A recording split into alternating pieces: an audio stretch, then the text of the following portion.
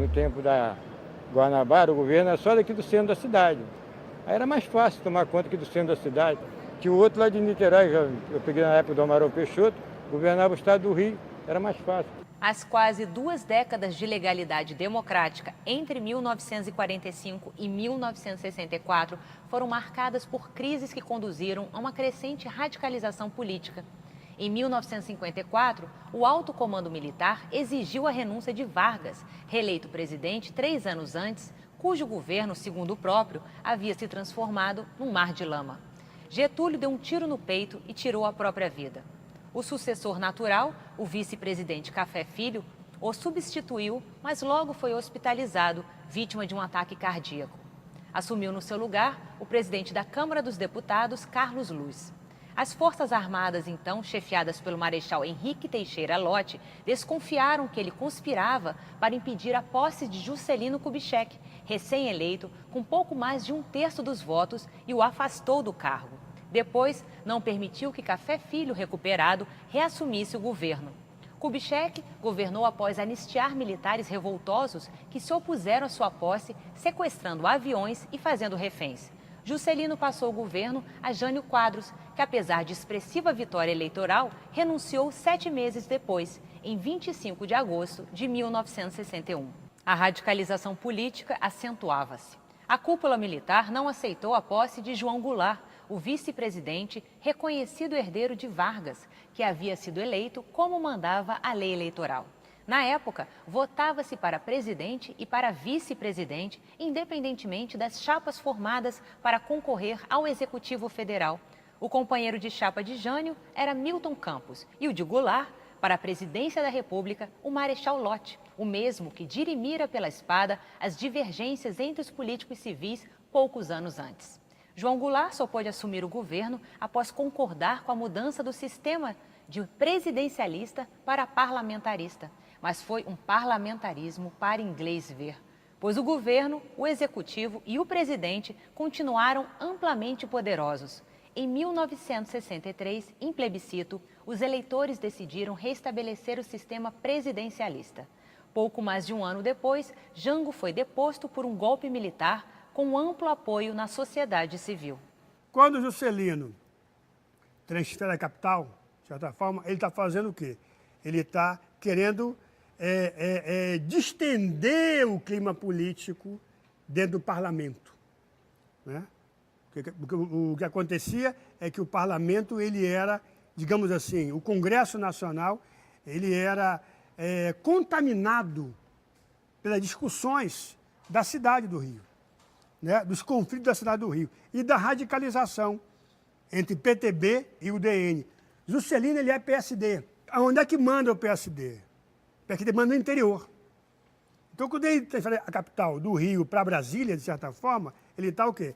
Ele está obedecendo aos ditames da sua formação política, indo para o seu ambiente. Ele está jogando, criando um palco político no seu próprio campo de jogo, que é o campo oligárquico. Aí se cria o Estado da Guanabara. O Estado da Guanabara desaparece com a ideia da cidade do Rio de Janeiro. Cria um Estado da Guanabara. Né? Então se cria uma Assembleia Estadual da Guanabara. Né? Então o ente municipal, Câmara, desaparece. Passa a ser um Estado, entre outros. Né? Então você percebe que o poder municipal ainda é mais esvaziado numa época, digamos assim, democrática, sim, mas de crise. Porque, na verdade, os contendores da República de 46, né, quer dizer, os protagonistas do conflito político que vai de 46 a 64, tanto a esquerda como a direita não premiavam, não, digamos assim, primavam pelo elogio ao jogo democrático. Não havia, digamos assim, um consenso como tem hoje, que a democracia é o campo. Né? Tanto a esquerda como a direita, somente a direita, né, queriam dar golpes e tomar o poder. Isso é golpe de Estado. Sou contra, totalmente contra golpe de Estado. Eu acho que talvez fosse uma coisa muito mais... eu acho que fosse um projeto de de centralização do governo, que era uma coisa expandindo, até que ele expandiu para os estados, uma centralização administrativa.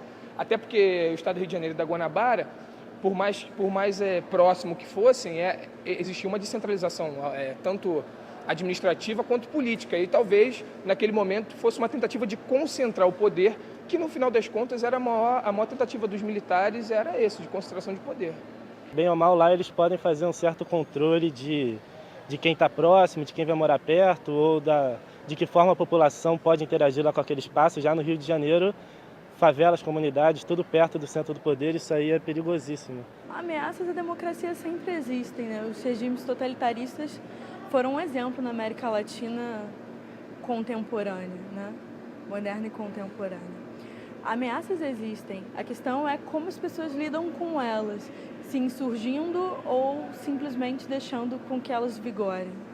Pelo que eu vi, alguma coisa, até que aqui não foi tão catastrófica como foi em Cuba, era nesse tempo aí no Chile, mas também era braba. Para mim, a grande ameaça à democracia que sempre se exacerbou em todos os regimes, todos os modelos de governo do sistema capitalista, seja parlamentarista ou presidencialista, é um entrecruzamento entre o interesse público e o privado. As pessoas não têm voz, não podem fazer o que elas...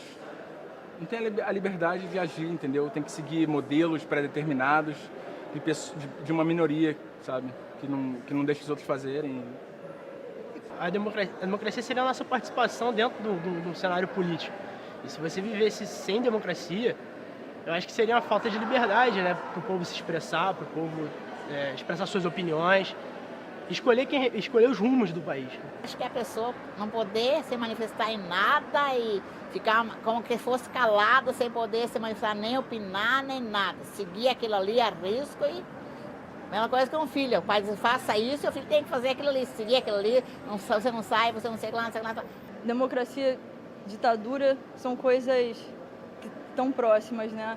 E um estado grave seria essa supressão maior dos direitos, né? Quando você começa a perder muito da sua capacidade de ação, você não consegue ir para a rua para reclamar, você não consegue pedir, você não consegue sugerir alguma coisa que já está tudo pronto, já está tudo decidido, eles só te entregam e você só tem que aceitar. Visto de hoje, o Brasil daquela época parece um país imaturo, alheio à importância da democracia e do império da lei que a todos os indivíduos torna iguais. E era mesmo. Em meados da década de 1960, pouquíssimos brasileiros acreditavam nas virtudes da democracia. À esquerda, dizia-se que as chamadas reformas de base, que ninguém sabia direito em que consistiam, seriam vitoriosas na lei ou na marra. À direita, muita gente se convenceu de que as instituições democráticas não seriam obstáculo a iniciativas ilegais à revelia dos cidadãos, representados nas câmaras municipais, nas assembleias legislativas e no Congresso Nacional. O que acontece é que o jogo político do Rio de Janeiro, ele fica ainda mais medíocre, porque ele perde o seu centro, perde a ressonância nacional. Quase ninguém acreditava mais nas virtudes da democracia.